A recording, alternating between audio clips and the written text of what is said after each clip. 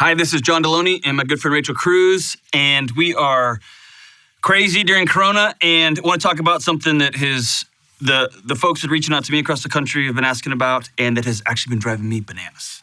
It is the overwhelming amount of information, nonsense, news, everywhere, all the places. It's constant. It's insane. And I might not be a great expert to talk on this. No, I feel like I'm obsessed with it all. So though. excited I'm to talk to you about in it. Okay, so tell me about Can't stop. I can't all stop. the information. What's it doing to your head and your soul? Those are two separate entities. Okay, thank you. Head. I like to look at the numbers. So I always go to like the daily count of what's happening. I mean, it sounds terrible, but it's true of how many cases are there, how many people have recovered from it, how many people have passed away from it. I become a numbers junkie, because when I hear on the news so-and-so city, it's up by 22%, I'm like, what does that mean? 22% of what? Could be 4 people, yeah, right? Exactly. Yeah, so I'm like, yeah. oh my gosh, I have to do my own so that's another thing. I feel like I have to do my own research, because I feel like you watch different things and they're giving you sort of different Why is that happening? information. Why is that I happening? have no idea, John. I don't know. And it could just be me overthinking it. But I like to go to just the numbers. So but then I watch the news every day, and then I watch the nightly news too, which is it's just, I don't know why. And it's the same stories. Do you know what I'm saying? If you watch the same network. So I'm like, what am I doing? I'm an information overload, so you need to help me actually probably disengage. I may not be a great guest for this. This is what's been so weird about my world.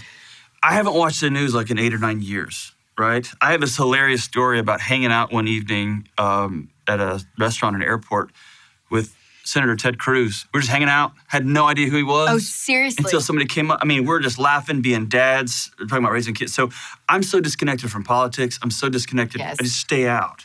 And why?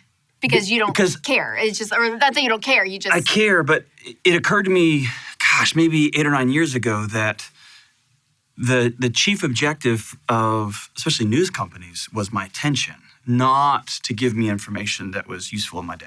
Does that make sense? Yes. And so yes. the players, I've met reporters, I've met cameramen, I've got news people in my family. They're incredible people, and they are doing a public service. But it's this idea globally that their job is to get me to focus, not to give me correct info. And so that may make the graphs a little bit more dark red, or the alarms a little bit more, right? Yeah, Does that make sense? for sure. And so I knew about myself, I couldn't handle it anymore. I just had to check out. And so I developed, this is a decade ago, a couple of folks I trusted about health stuff, and a couple of folks I trusted about economic stuff. And then more importantly, I developed, because I had some friends who were bankers, or some friends who worked over in this area and I would ask them, hey, let me know what's going on. That's when smart. this came online, it struck close to home, because it was unique is that they weaponized people. People are the problem now, right? Our neighbor, or you. So true. You, right? Exactly. And so, but my kid could go play and come back, and is he carrying this thing? Is it? Totally, yes. It changes your perspective. I found myself more drawn to more info. Interesting. Right? In a way that I haven't been in a while. And I tell you what, man, 2 days, 3 days in, I am just scrolling through it, right? Yes. And until I had to just put the brakes on it. Yes. I had to put the brakes on it. And I got to deal with everyone in my life getting their information everywhere, right? Totally. It's all everyone talks about. Do you have people hysterical. turning this into an information competition? Oh, yeah, and I'm probably part of it. I told you that. I'm like, no, I think that's wrong. I'm telling you, this is my weakness. And I really do need to put a boundary up personally, because, and you know this probably better than I even do, but I'm like, the information you take in, it's in there, right? What you consume, whether it's social media, entertainment, news, fill in the blank, it goes in your mind. So I'm like, what am I putting? And what? That's genius. Oh, yes. oh. It doesn't come out. It just stays in there. It stays in there. Yeah, it becomes a party. Unless you're around me too much and then I tell you about all my coronavirus stats that I know. Right. It comes out that way.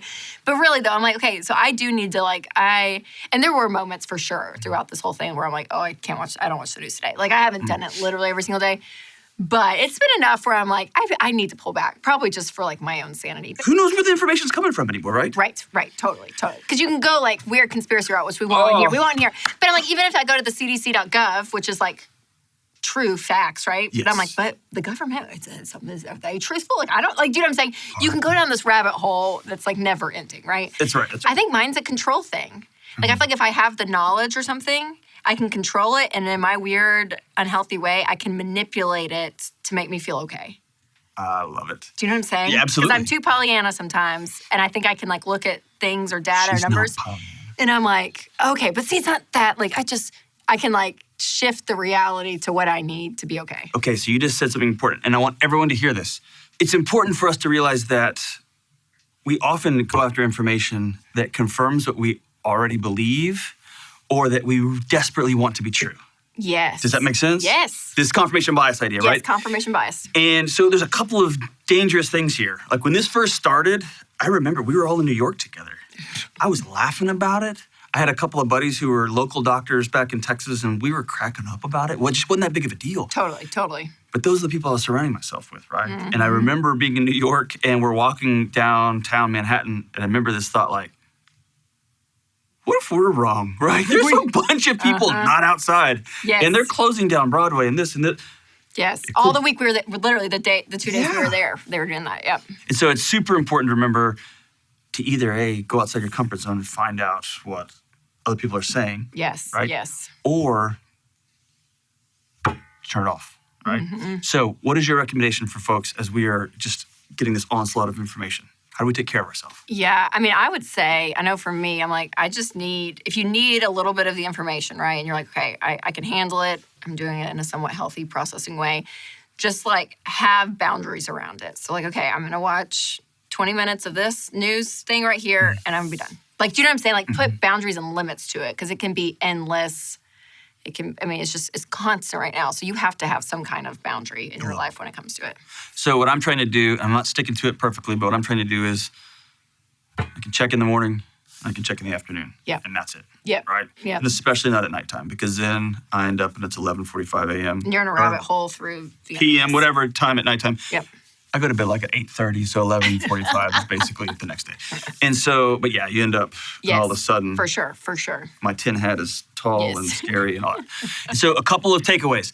Number one, remember the information you are drawn to is probably something you already believe or that you want desperately to be true. So if you're gonna be searching information, find multiple sources. Go to the CDC website, go to the Johns Hopkins website. And the second thing is set boundaries and stick to them the best you possibly can.